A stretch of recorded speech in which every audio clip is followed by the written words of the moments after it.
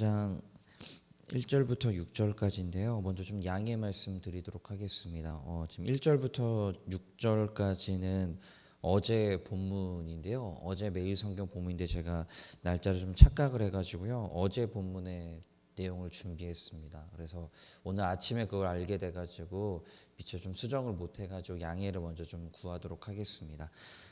누가복음 14장 1절부터 6절까지 말씀 우리 함께 읽도록 하겠습니다.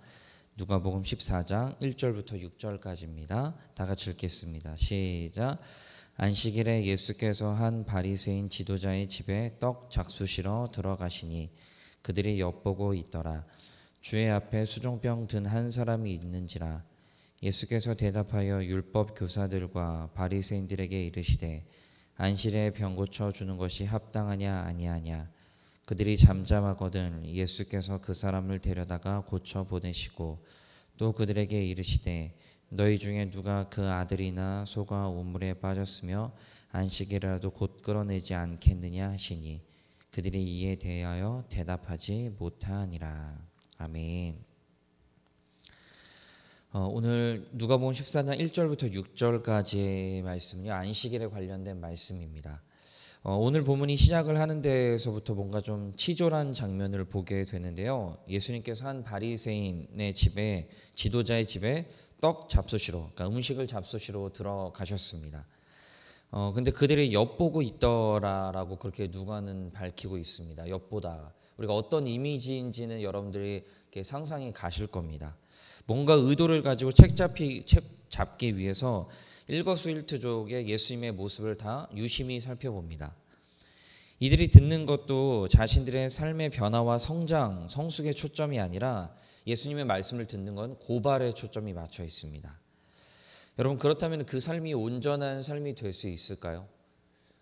누군가의 말에 대해서 내가 듣고 도움을 받고 아니면 깨닫고 아니면 내 성장과 성숙을 위해 목표를 맞추는 것과 어떻게든 책 잡고 어떻게든 꼬투리를 잡으려고 한다라는 것들은 듣는 것 자체가 다를 수밖에 없습니다.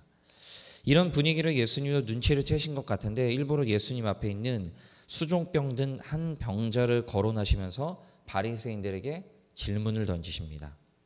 보통 경우는요, 바리새인들이 예수님의 행동에 대해서 특히 이제 이런 경우 같은 경우는 안식일에 치유를 하게 되면은 그 행동을 보고 나서 꼬투리를 잡고 질문을 던지는 게 일반적인데 오히려 이번 경우는 예수님이 그들에게 먼저 질문을 던지시며 메시지를 전달하십니다. 예수님의 통쾌한 역습이라고 할 수가 있습니다. 같은 한 공간 안에 수종병 든 한 사람이 있고 그리고 율법 교사와 바리새인들이 있습니다. 동일한 이 공간 안에 이 사람들은 존재하지만 같은 공간에서 존재한다고 하더라도 이들은 같은 경험을 하고 같은 은혜를 누리는 게 아닙니다. 분명히 예수님과 함께 같은 공간에 있는데 이들은 전혀 다른 것을 누리고 있습니다. 한 부류는 트집 잡기에 급급해 안식일의 본래의 취지인 생명을 살리는 이 은혜를 자신들의 아집과 편견으로 뭉개버렸습니다. 한 부류가 그렇습니다.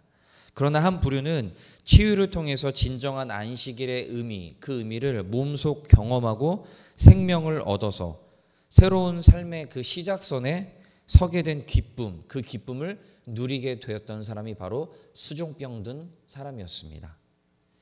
여러분, 은혜를 받고 은혜를 누린다라는 것의 시작은 바로 수용성, 받아들임에 있습니다. 받아들이는 것에서 시작이 됩니다.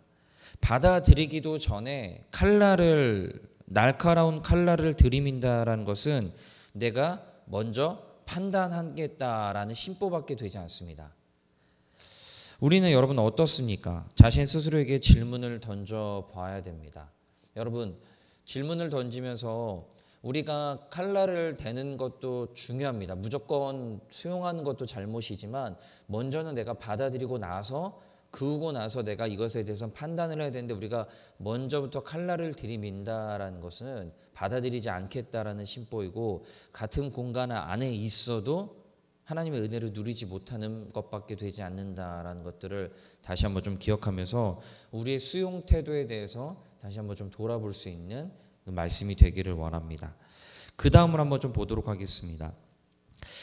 받아들임에 있어서 이것을 예수님의 말씀을 받아들임에 있어서 바리새인들과 율법 교사들은요 자신의 제멋대로의 그런 기준을 가지고 있으면 우리가 쉽게 눈치를 챌 수가 있습니다. 예수님께서 5절에 보시면 너희 중에 그 아들이나 소가 우물에 빠졌으면 안식일이라도 곧 끌어내지 않겠느냐라고 그렇게 질문하시니까 그들이 뭐라고 하냐면은 이에 대하여 대답하지 못하니라라고 말씀하고 있습니다. 만약 너희가 안식일에 너희의 자녀와 소가 빠졌다, 우물에 빠졌다고 하면은 그것을 끌어내지 않겠느냐라고 하니까 그들이 대답을 하지 못합니다. 안식일에 병 고치는 것이 불법임을 그들도 분명히 알았고 그것을 가지고 예수님을 향해서 꼬투리를 잡았습니다. 그런데 예수님이 이 질문이 만약 너희의 질문이라면, 너희가 판단하는 그 수종병 든 사람의 질문이 아니라 너희의 질문인다면은 너희들이 만약 가만히 있을 테냐라고 물어본 겁니다. 만약 이들이 그런 상황을 겪게 된다면요, 분명히 이들은요 합법적인 이유를 들먹이면서 소나 자식을 끌어올렸을 겁니다. 여러분 이거야말로 오락가락한 기준이고 잣대 아닐까요? 남에게 적용할 때는 칼같이 적용하면서 자신에게 적용한다면은 자신들은 어떻게든지 그걸 우야무야하면서 넘어가려고 합니다. 율법을 자신에게 적용할 때는 관대하고 어떻게든 빠져나가려고 하고 타인에게 적용할 때는 칼날같이 세밀하게 적용시킵니다. 특히 더 화가 난 건 뭐냐면은 이 바리새인들과 율법 교사들이 철저하게 잣대를 들이밀었던 대상은 누구냐면은 종교적으로나 지식적으로나 낮은 수준에 있던 사람들이 대부분이었습니다. 죄인들, 가난한 사람들, 몸이 불편한 자들, 저는 자들, 맹인들, 이런 쉽게 타박할 만한 대상들에게는 엄격한 잣대를 들이미는 이들의 이중성에 참 가소롭게 느껴지는 거라고 생각이 듭니다.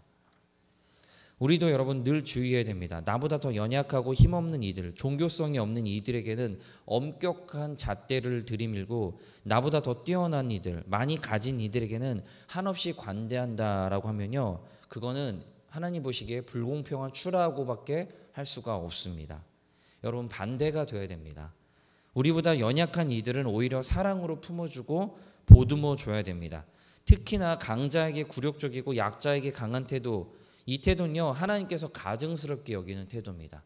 성경에도 이런 것들에 대해서 하나님께서 질책하시는 것을 너무나 많이 보게 됩니다. 여러분 오늘 말씀을 통해서 우리가 두 가지를 함께 생각해 봤습니다. 첫째는 우리의 받아들임에 대한 태도와 모습이고요. 두 번째는 상대를 대하는 태도와 모습입니다. 정작 긍휼을 베풀어야 될 대상에겐 긍휼을 베풀고 있는지에 대해서 우리 자신 한번 돌아보기를 원합니다. 우리 주변에 약자들이나 신앙적으로 부족한 사람들 참 많습니다. 우리의 기준으로 저 사람이 어떻다 저렇다라고 먼저 판단하기 전에 먼저 우리는 받아들여야 되는 게 우선입니다. 말씀도 그렇고요. 사람들도 받아들이는 게 먼저 우선이 되어야 됩니다.